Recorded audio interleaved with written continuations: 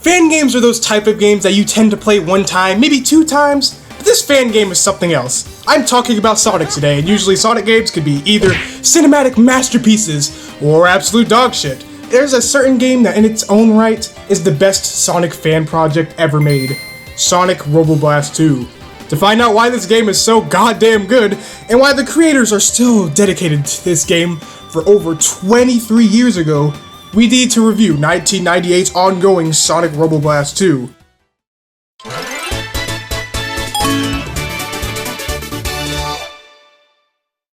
Today I'm not the only one tackling this. I have my rival, my trusty comrade, Isaac, the sunburnt Squidward man. Hey guys, it's Isaac here, and I will be joining Dylan as we review Sonic Robo Blast 2. He's the Squidward recolor, and I'm the Metal Sonic recolor, an unlikely duo, I know. But this game's important to both of us. The gameplay footage being shown in this video will be from the 2.1 version of the game, briefly, and mostly the latest version of the game as of the time of this video, version 2.2.9. So sit back, folks, as the 697 brothers get into it. Let's begin with the story. What the fuck are you doing? Our story starts off with the unit himself, Dr. Eggman, eating literally pure fat because he's gotta bulk up to try and kick Sonic's ass. Getting off topic, after Sonic saved the world once again from Eggman draining rings, Eggman decides that he wants to use the energy within a strange asteroid that hangs around the planet.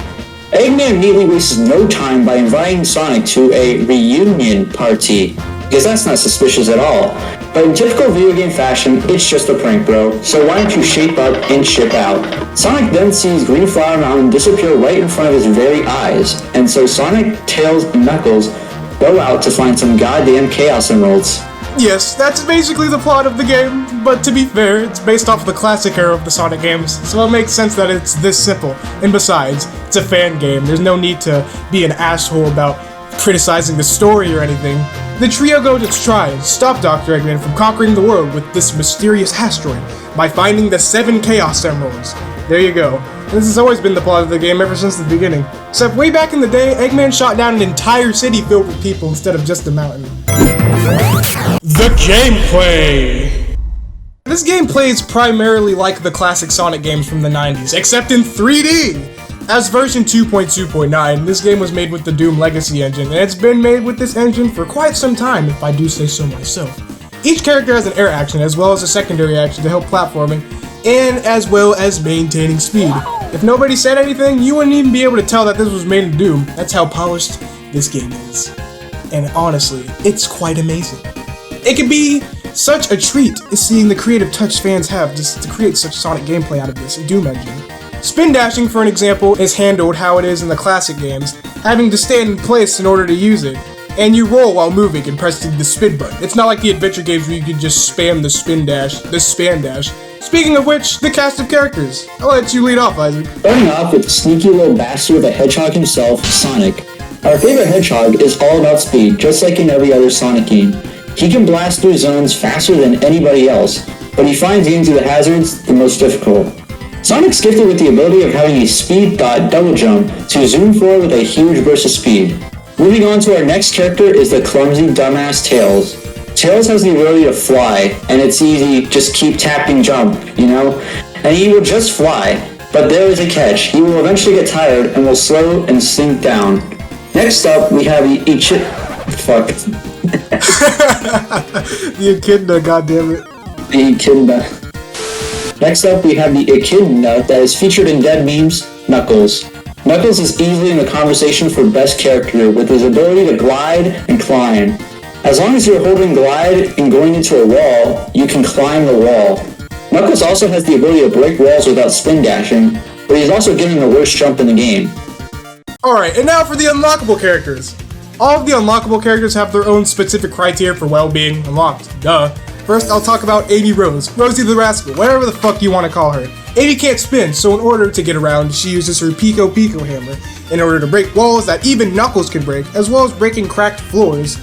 Amy can also bounce much higher with springs when she slams her hammer on them. She can basically go anywhere she wants as long as it doesn't require, like, spin dashing. You can unlock Amy by collecting 5 emblems and playing through the level Frozen Hillside, which we'll talk about later.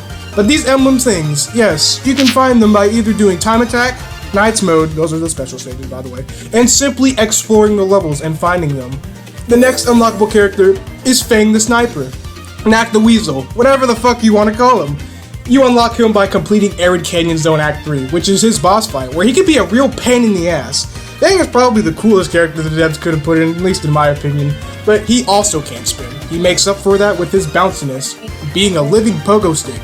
That's Fang's primary ability. He can use the tail bounce, which allows him to reach higher areas and break floors respectively. Fang is also a sniper, that's in his name, so he can shoot shit with his pop gun, which makes boss fights a joke.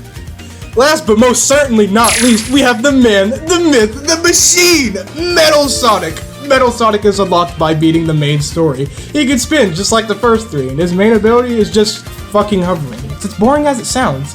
However, it is surprisingly overpowered, especially when you combine that with his boost mode. After moving for a little while, Metal enters a state where his velocity rapidly increases. He can also destroy certain objects and badniks with ease. On to the Chaos Emeralds. There are mystical gems that contain unlimited power for the wielder. If you have 50 rings, that is. You collect the Chaos Emeralds via going through and completing the 7 special stages. You can access these special stages by collecting Emerald tokens throughout the main levels. The special stages are based off of Nights in the Dreams, which is a pretty neat reference to the Dreamcast title. You collect blue spears to open the castle and get the emerald. It's as simple as that. Oh yeah, and I guess going back to the start of the special stage, that is. There's also multiplayer variants of the special stages that were based off an earlier version of SRB2. That's pretty cool. Once you collect the Chaos Emeralds to get 50 rings, you can enter a super form. For 3 characters. Why everyone can't transform is a little bit fucking stupid, but it's okay because honestly, it's not like people only play Sonic games because of Super Sonic. Speaking of which, Sonic, Knuckles, and Metal Sonic are the characters that can transform. This game also has a multiplayer mode, which allows you to change the color of the character whenever you like. And also, there's a lot of game types, such as Tag, which is mine and Isaac's personal favorite game mode, Match, Race, Competition, and all the other ones alike. In these game modes, it's more like Doom, as you shoot weapon rings. There are ring types like the red one, which is the basic one, the automatic ring, which is the green one, the bounce ring, which just ricochets off the walls, is the yellow ring with springs, and the personal favorites, the rail ring, basically a sniper. Oh yeah, there's also a bunch of others that I don't really want to talk about, because I mean, like, that would take forever, even though there's not that many. But yeah, that's the multiplayer. It's basically what you would expect. And also, let's not forget about the shitty SRB1 remake. Oh my god, is this thing dumb and stupid as anything? It's literally just a remake of 1998's SRB2 when it was actually SRB1, and it's absolute dog shit. It's really bad, and it's not even worth playing. If you unlock it, that's really all there is to it. Don't waste your time. The Worlds!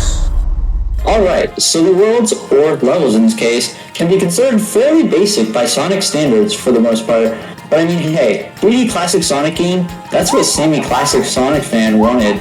For the main levels, you got the grass, the factory, the underwater level, the Castle Eggman level, which is an attractive choice if I do say so myself, the desert level, the lava level, and the space station level. Most other classic Sonic games have these kinds of themes already, but it doesn't really matter. This is a fan game after all. Green Flower Zone is a joyride and does a good job at letting the players get used to the controls and the physics of the game with a dumbass laser boss. Very creative, guys. It's just Eggy with a laser. Techno Hill begins with you running through a polluted area that has been tainted by the factory, and in Act 2, you actually enter the factory. This level has a gimmick where this goo is very buoyant, and you can use it to get through some unique platforming segments. Each sea zone may be an underwater level in a Sonic game, but trust me, it's not that bad. It's surprisingly pretty fast paced, which is unheard of in Sonic games. Going through the levels normally isn't all that much, but if you explore, which we didn't, you can use switches, push statues, and break walls to uncover secrets. The boss is also pretty nice, even though in prior versions the boss was absolute dog shit. Castle Eggman Zone as a version 2.2.9 is the most unique zone in terms of design and theming, and it's quite the nice change of pace. You never think Eggman would be the one with the castle. That's Bowser's thing, but that's besides the point. This is definitely my favorite level in the game, as its Act 1 is traversing through the forest outside of the castle with a collapsing bridge segment near the end, and following up with Act 2 being inside the castle itself. But the boss is pretty shit though, I think we can all agree on that, like, come on. It's just Eggman in a cage and the spike balls revolving around him. That's also Very creative, guys! Arid Canyon Zone is the desert level, with a huge open design that allows characters like Tails and Knuckles to cheese everything, which is pretty fun to do. Act 2 is based off of saloons and mine guards. Act 3 can be considered the best boss in the game, or the worst boss in the game as of this version. It's Fang the motherfucking sniper! Best boss because, well, it's Fang, and also the worst boss because he's annoying as hell! These bombs he throws, man, the hitboxes of those are insane. What more do I even need to say? Volcano Zone, as of 2.2.9, is a 1x zone, and this level has been one in some of the earlier builds of the game as a secret level. No, we didn't record version 1.09 footage. Shut your mouth. Considering it's a 1x zone as of now, criticizing it would be too harsh.